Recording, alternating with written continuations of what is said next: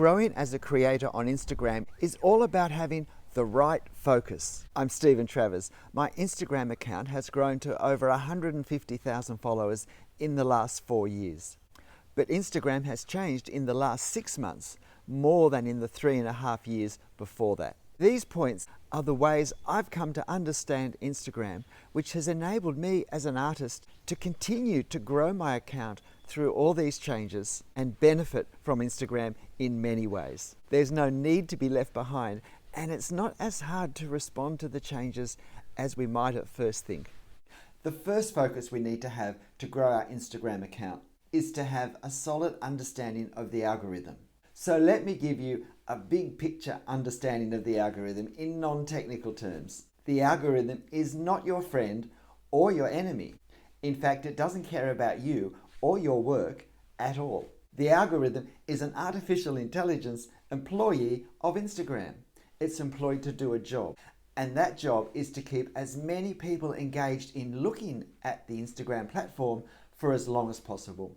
Because the more people who are looking at Instagram for longer there are, the more people Instagram can show ads to in their feeds and therefore make more money. It's as simple as that. And the algorithm really doesn't care if you're a celebrity or a cute puppy or an artist or an aeroplane enthusiast or a gamer. All it cares about is, are these posts causing people to engage and therefore spend more time on Instagram? And if the algorithm recognizes that your content does cause people to stay on Instagram for longer, then it will show your work to more people, both your existing followers, but also more importantly to people who don't already follow you. But if the algorithm detects that your posts get flicked past quickly, it's not going to even put them on your followers' feeds, because that just might cause them to lose interest and to go off and do something else. It will instead show your followers' posts by other creators, where the data shows that they're more likely to look at it for longer than your posts. Because the algorithm isn't really even particularly interested in who your followers are. If they never like your post or comment on your post, save your post, share your post, direct message you, flick through your carousel posts, watch your reels. If your followers are simply more people who don't engage with your posts, then the algorithm is almost certainly not going to put your posts on their feed, or not very often, because your posts won't keep them engaged and staying on the platform. It will favour posts from creators that they don't yet follow if its data shows there's more chance that they will actually stay longer on the platform looking at those creators' works. And this is why it is so vital to have this big picture understanding of how the algorithm works. There are no free rides on Instagram anymore. It is all about engagement and keeping people on the app.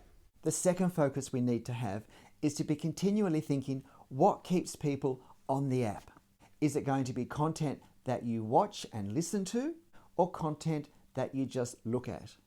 In other words, is it going to be videos and sound clips or photos? And obviously, videos we watch and things we listen to will hold our attention longer than a photo that we glance at. And this is why the algorithm has been continually adjusted to make video more and more of a priority. Because if we watch video on Instagram, we will stay on the platform longer and longer. Now, I'd never made a video in my life, and I certainly ignored the need to do this for as long as I could. But my advice, if you're in that position, just feeling the need to start, is keep it simple. Keep the video short, and if possible, film something you're already doing so that the extra time required is minimal. I was doing drawings to post, and I discovered it wasn't so hard to time-lapse my drawing process, which I then discovered the people who liked my drawings found very interesting and engaging to watch, because they would look at my drawings thinking, how could he do that? Then they got to see how I did that. And I posted those as IGTV when we had that.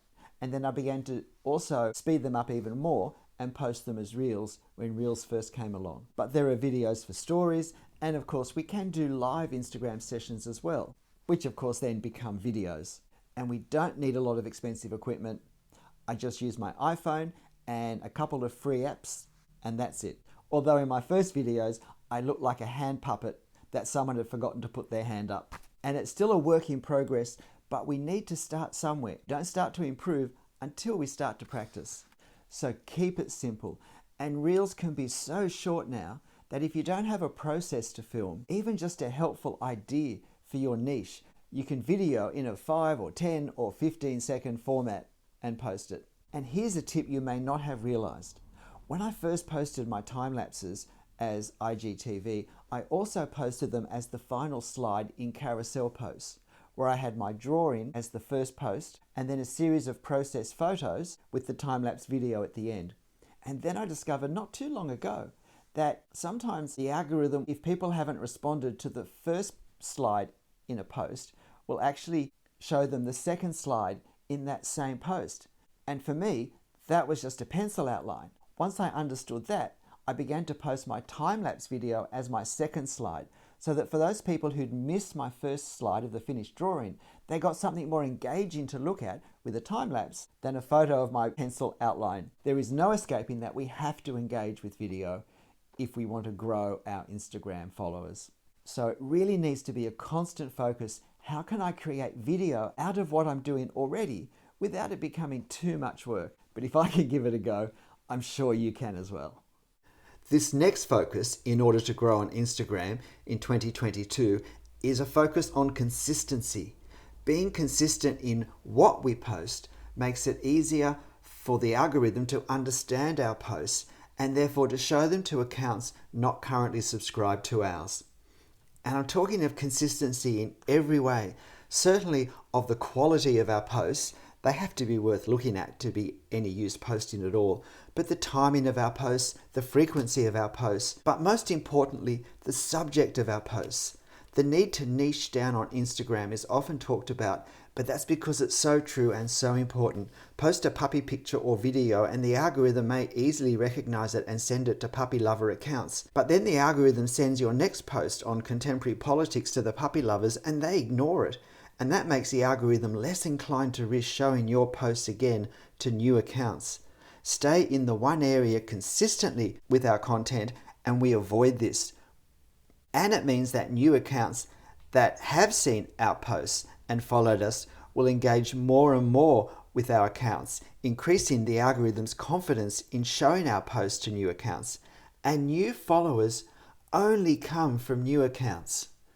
So increasing the algorithm's confidence in what we post and being able to show it to new accounts is fundamental to growing our account. So this is what you see if you look up a hashtag. This is the hashtag sketches. Now this is the most popular hashtag that I appeared on. This hashtag has had 13.8 million posts which have used it. We have a reel and we have 10 top posts for that tag. Now the drawing I actually posted on this one day didn't appear in the top 10. We can see just the tip of it down here as number 11, but an earlier post did appear. The post which I used for this exercise was this one. Of the 30 hashtags I used, this post appeared in the top 10 24 hours later in 16 of those 30 posts. So just over half of them, my post appeared. However, as well as those 16 posts across the 30 hashtags, there were 35 appearances of other posts which I had used in the days or even weeks or even months previous where I had used those same hashtags. There were also 10 hashtags where one of my reels was in the featured reels position. And if a post appears in this featured reels position on the hashtag, then there's more chance that this reel is going to be suggested on the feeds of people that the algorithm thinks might be interested in a tag with Insta drawings. Now this hashtag sketches with 13.8 million posts was the tag with the highest number of posts where one of my posts appeared in the top 10. Here on Insta drawings, I'm in 1, 2, 3, 4, 5 of the top 10. It is easy and quick to cut and paste the same ones every night. In these 4, I also had the top 2 reels and then other posts appearing. Tags can be connected with what your posts are about, so sketch art and sketch artist, but they can also involve the materials that you use. Copic art because I use Copic markers, or sketch spelt with a C, not because it's a misspelling, but because that's the Indonesian way of spelling the word sketch. Instagram gives you a great ability to search for tags, and as you search for tags, it will suggest other associated tags that use those same words. There are things that I never would have thought to look for, such as sketch_daily dose, except when I was searching sketch, this came up as an option with its 812,000 posts. I would never have thought of draw every day if I wasn't searching draw, with its 2.9 million posts, one of which now in the top 10 is my post. And if you feature in the top position, you also appear in this circle as a little extra recognition. Here we have Malen, which is the German word, I think, for drawing. Now for this particular post, Sketchpad with 538,000 posts using it was my most successful hashtag. I've used tags in the past using the words for sketch or drawing in French, in German, Italian, Portuguese, and others. So hashtags do two very important things: growing our Instagram account, in connecting us with people who don't follow us, who are potential followers. Firstly, the tag itself is something that people follow, and it's also a way that Instagram puts more content in front of people who either use tags or follow tags. But secondly, if we go back to our original post itself, the fact that we've got 30 hashtags there tells the algorithm 30 pieces of information about what our post is about, helping to identify various categories of people who may be interested in it. I think possibly why the use of hashtags has been discouraged is that when I look at lists of them that people have posted, often they're very frivolous token words that have no real connection to the post, and certainly don't give the algorithm a great deal of precision in being able to predict which people would want to see this post. And therefore it may just decide not to put it on anyone's feed because it doesn't want to waste their time. So there's two very good reasons there to use hashtags, to use them wisely and thoughtfully. Spend a couple of hours researching hashtags and experimenting with them, and then sometimes check how they've gone. You only have to click on the hashtag under your post and you can go to that tag and see whether your tag has featured in the top 10. But what you don't want to do is to do well in a hashtag that doesn't really describe your post, because that will actually harm your account, as the people who see it aren't interested and the algorithm makes a negative judgment against that post. So if you haven't put some serious thought and effort into hashtags, it's a very rich area, in my experience, to get your post in front of people who haven't seen your work before. It's certainly still possible to grow an Instagram account as a creator, but it is a very different environment to what it was 12 months ago. And so the thinking which has certainly helped me to continue to grow my account is to stay focused on how the algorithm is working. There's no point making an enemy of the very thing I need to succeed on the platform. And I need to understand Instagram's focus on keeping people on the platform and to tailor my posts to go along with that.